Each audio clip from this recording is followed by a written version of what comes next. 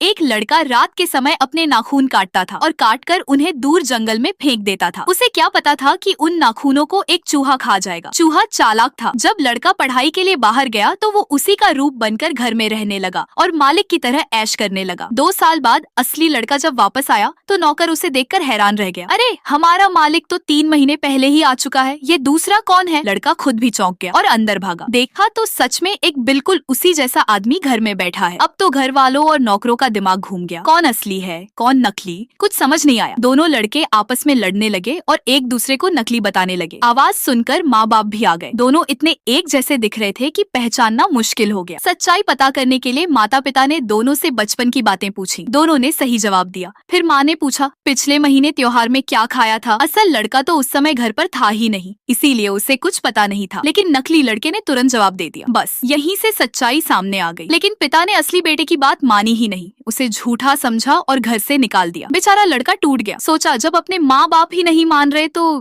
जीने का क्या मतलब, और वो दुख में आकर पहाड़ से कूद गया। तभी एक बूढ़े साधु ने उसे बचा लिया। पहले तो लड़का गुस्सा हुआ, लेकिन जब साधु ने उसकी पूरी कहानी बता दी तो उसे समझ आया कि ये कोई साधारण आदमी नहीं है। लड़के ने मदद मांगी। साधु ने उसे एक बिल्ली दी और कहा, इसे घर ले जाओ, सब ठीक हो जाएगा। लड़का बिल्ली लेकर घर पहुंचा। नकली लड़का, जो असल में चूहा था, बिल्ली को देखते ही डर गया। जैसे ही लड़के ने बिल्ली छोड़ी, वो नकली लड़के के पीछे भागी। डर के मारे वो भागते भागते अपने असली रूप में आ गया। वो वही चूहा था जिसने नाखून खाए थे। अब सबको सच्चाई समझ आ गई। परिवार फिर से एक हो गया। आखिर में लड़का साधु को बिल्ली लौटाने गया। तब साधु ने समझाया, नाखूनों में इंसान का अंश होता है, इन्हें कभी भी ऐसे इधर उधर नहीं फेंकना चाहिए।